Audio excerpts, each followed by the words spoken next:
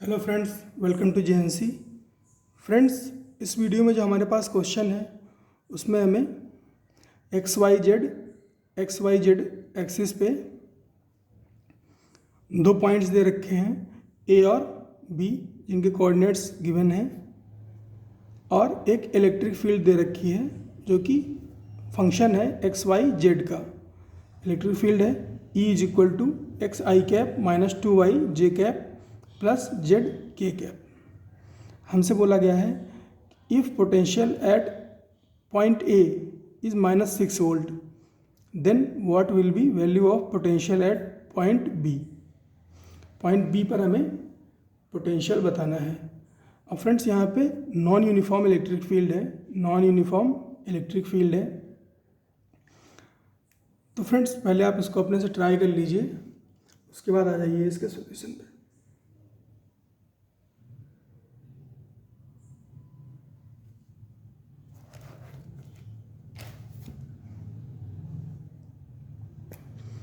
तो फ्रेंड्स, जब electric field non uniform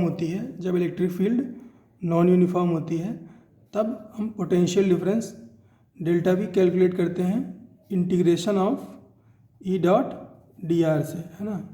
तो हम पोटेंशियल डिफरेंस कैलकुलेट करते हैं integration of E dot vector D R.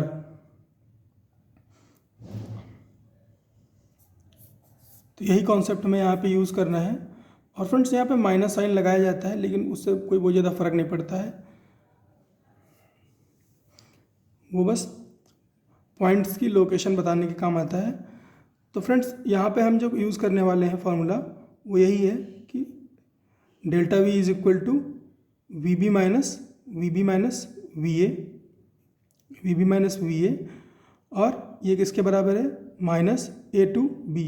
अब अगर ये माइनस में ना लगाऊं और लिमिट को बी से ए कर दूं तो कोई चेंज आंसर में नहीं आने वाला है, लेकिन क्योंकि बुक्स में ऐसा लिखा रहता है तो मैंने इसी फॉर्मेट में लिखा है, क्योंकि आपने भी इसी फॉर्मेट में पढ़ा होगा।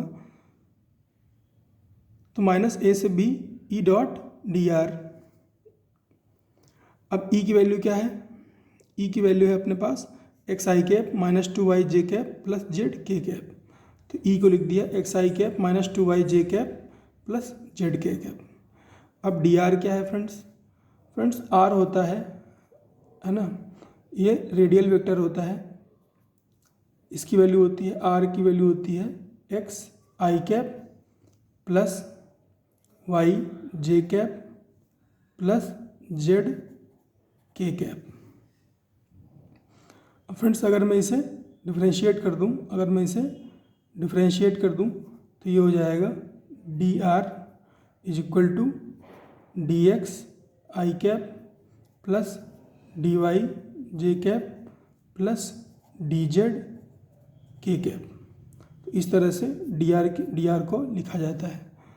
तो डी आर क्या हो गया, D X I cap plus D Y J cap plus D Z K cap. अब दोनों का डॉट प्रोडक्ट ले लीजिए।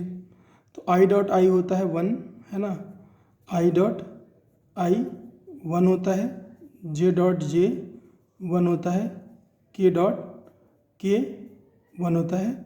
इसके अलावा आई डॉट जे और जे डॉट के ये सब जो भी हैं वो सारे के सारे जीरो होते हैं। तो इसको मल्टीप्लाई कर लीजिए तो आएगा माइनस ए टू बी,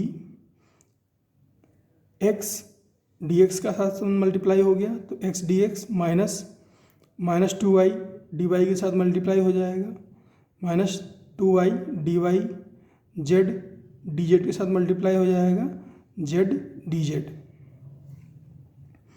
अब हम इसको इंटीग्रेट कर सकते हैं फ्रेंड्स। इसको आप चाहो तो अलग अलग करके इंटीग्रेट कर लो और अलग अलग लिमिट लगा दो, चाहो तो एक साथ ही इंटीग्रेट कर दो और एक साथ ही लिमिट लगा दो, आंसर में कोई डिफरेंस नहीं आएगा।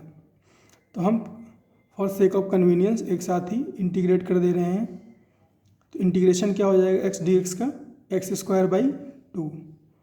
इसी तरह से 2y का इंटीग्रेशन क्या हो जाएगा, 2y स्क्वायर, है ना, 2 मतलब बाहर रुका रहेगा, और y का इंटीग्रेशन हो जाएगा y स्क्वायर बाई 2, तो 2y square by 2 plus z का इंटीग्रेशन हो जाएगा z स्क्वायर बाई 2। और लिमिट कहाँ से कहाँ तक लगेगी, लिमिट लगेगी ए से बी। अब फ्रेंड्स लिमिट ए की वैल्यू क्या है 0, 2, 4 और बी की वैल्यू क्या है 2, 1, 0। तो ए से बी लिमिट लगानी है तो हम लगाएंगे 0, 2, 4 और 2, 1, 0 ए टू बी। अब हमने लिमिट लगा दी। अब वैल्यूज पुट कर लेते हैं। तो पहले अपर लिमिट की वैल्यूज पुट करेंगे तो x की वैल्यू क्या पुट करेंगे 2, तो हो जाएगा 2 square by 2। X square by 2 क्या हो जाएगा 2 स्क्वायर बाई 2। क्यों, क्योंकि x is equal to put इसमें x इज इक्वल टू 2 इसमें पुट किया है, माइनस 2 स्क्वायर है ना, ये 2 से 2 कैंसिल आउट हो जाएगा। तो y स्क्वायर है, y की वैल्यू 1 है तो ये 1 स्क्वायर हो गया, प्लस z की वैल्यू 0 है तो z स्क्वायर बाई 2 की वैल्यू 0 हो जाएगी, माइनस ब्रैकेट लगा दिया कन्वीनियंस के लिए। वैल्यू पुट करते हैं, x की वैल्यू लोअर लिमिट की वैल्यू पुट करेंगे आप, तो x की वैल्यू क्या है 0, तो 0 को इसमें पुट करेंगे तो आ जाएगा 0। फिर माइनस y स्क्वायर है तो माइनस y की वैल्यू क्या है 2, तो इसमें पुट करेंगे y स्क्वायर में तो क्या हो जाएगा 2 square plus z square by 2, z की वैल्यू क्या है 4, तो 4 स्क्वायर बाई 2। इसकी वैल्यू क्या हो जाएगी -4, इसकी वैल्यू क्या हो जाएगी 4 स्क्वायर 16 बाई 2, इसकी वैल्यू क्या हो जाएगी 8, तो -4 प्लस 8। अब इस माइनस को अंदर भेज देते हैं है ना, इस ब्रैकेट को ओपन कर देते हैं तो यहाँ पे क्या बचेगा, ये 2 स्क्वायर बाई 2 था, 1 2 कैंसिल आउट हो जाएगा तो 2 बचा, ये माइनस का 1 स्क्वायर था तो माइनस का 1 हो गया, और इस ब्रैकेट को ओपन किया तो ये माइनस माइनस प्लस 4 हो गया, और ये minus minus minus plus minus का 8 हो गया। इसको आप सॉल्व करोगे तो क्या होगा 4 माइनस 8 -4 और ये 2 - 1 प्लस का 1, तो 1 - 4 कितना हुआ -3, और -3 और माइनस +3, तो VB माइनस VA की वैल्यू कितनी आ गई +3। हमसे बोला गया था कि VA की वैल्यू कितनी है, VA की वैल्यू है, पहले तो VA को इधर ले आते हैं क्योंकि VB माइनस VA लिखा है, तो VB क्या हो जाएगा 3 + VA।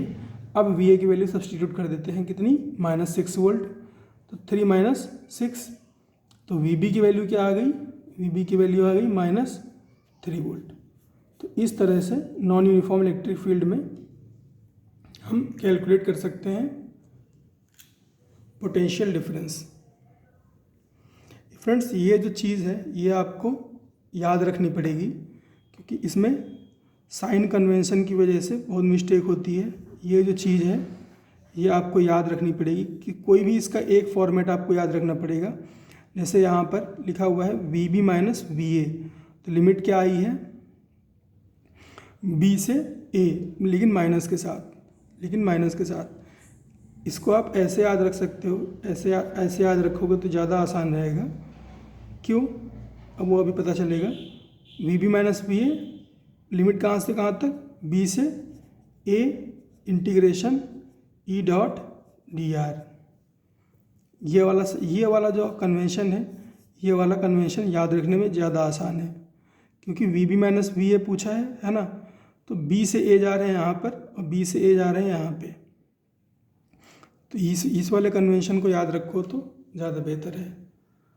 Anyway friends, I hope आपको इससे ज़रूर कुछ ना कुछ सीखने को मिला होगा। मिलते हैं फ्रेंड्स नेक्स्ट क्वेश्चन में।